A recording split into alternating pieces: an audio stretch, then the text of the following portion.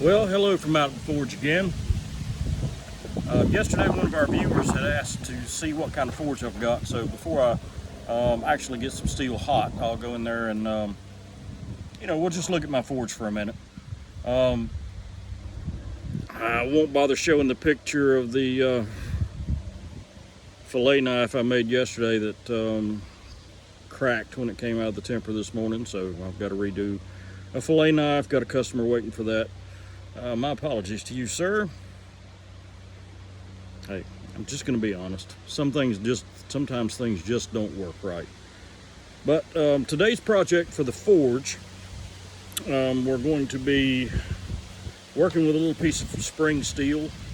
This actually came from the customer's wife's grandmother's house. It's going to be a blade for his wife. She doesn't know, so it's going to be a surprise.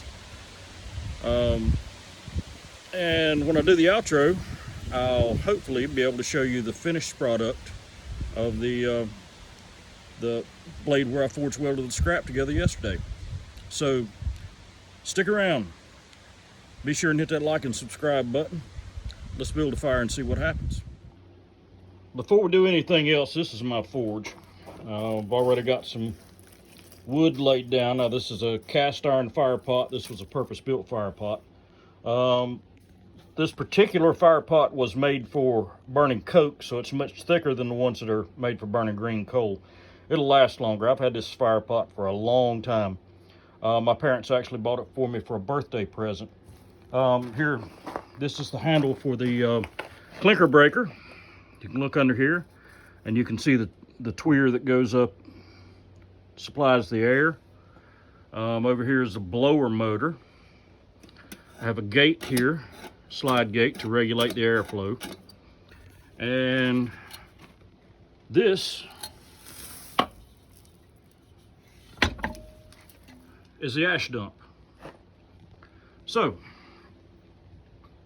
now, those of you that are looking at this and saying, oh, well, he's got this fancy equipment, let me tell you something. I started out with a forge that was a hole in the ground, and then I upgraded to a forge that was, let's turn this on, upgraded to a forge that was made out of a brake rotor, and now we've gone to this. So let's build a fire in here and smash some steel. All right, we're going to start out just by flattening the little curve out of the spring. And then we're going to start working the spring down and making it longer and narrower, because that's really too wide to use for a blade. So just going to use the power hammer to work it out to a rough shape. Work that billet out. I'm looking for inch and a quarter wide, inch and a quarter wide, something like that. Maybe inch and a half, or however it comes out, whatever looks good. I'd say that's just about gonna do it. Probably a little over 3/16 thick. All right.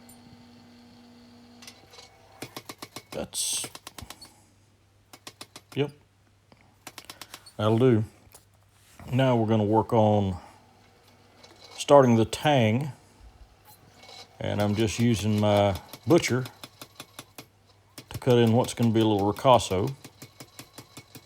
I'm going to have to go to the anvil and straighten that mess out, or I'll have cold shuts. I've done that. Just even things back up a little bit.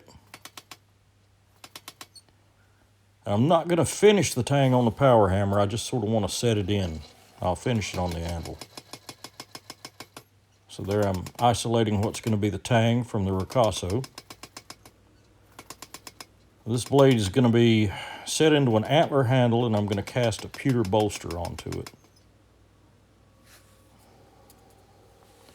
Go over to the anvil, and I've got way too much steel there, so I'm not making the young lady a sword. We're going to take some of that steel off,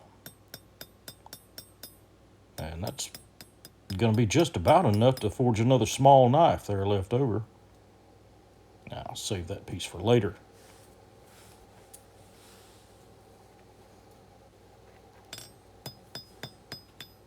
Start by working out the point a little more.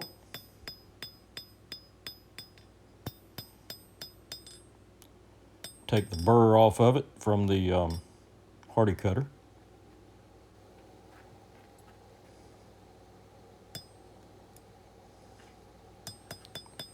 There we go, just even it out.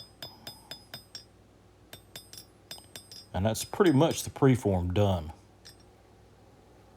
So now we'll start drawing the blade out. Start working in my bevels.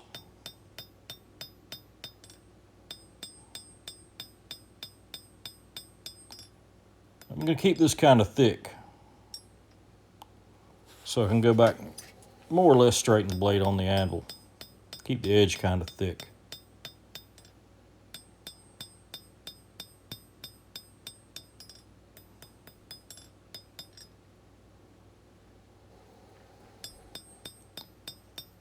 It's getting pretty close to where I want it. I know that clip point kind of looks good, but I don't want a clip point on this. I want a drop point. So here in a minute, I'm going to forge the distal taper in, and that's going to even out that clip point and just give me a drop point shape. It's actually looking pretty good right there. Yep. Make sure everything's nice and flat and even. And now I'm going to forge out the tang. Now that tang needs to taper in both directions. It needs to taper in thickness and in width. Only take a couple of heats to finish that out.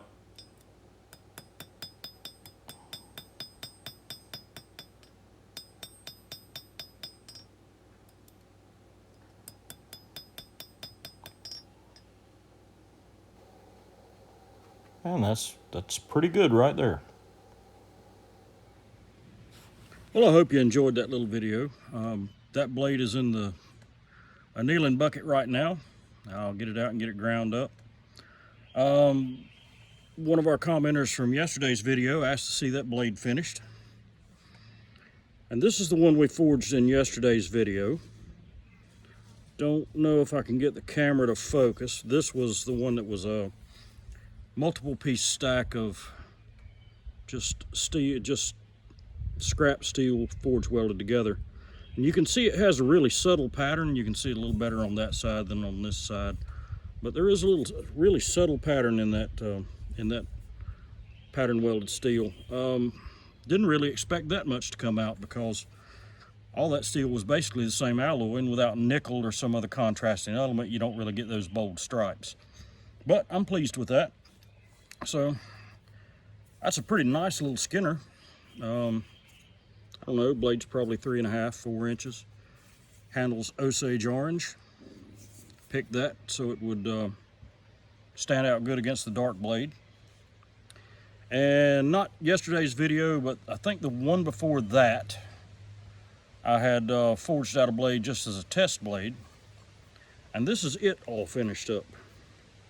We probably got a 6-inch blade on that little brass guard, walnut handle. It's pinned into the handle and glued into the handle. I wanted to do this one because I wanted to just forge everything without filing and see how close a fit I could get just with a hammer. And actually, the fit's not picture perfect on this. It's not machine perfect, but it's still a pretty nice blade. Anyway, hope you all enjoyed today's video. Maybe somebody out there learned something. Be sure and hit that like button, hit that subscribe button, hit the bell so you can get future notifications. God bless, and thanks for watching.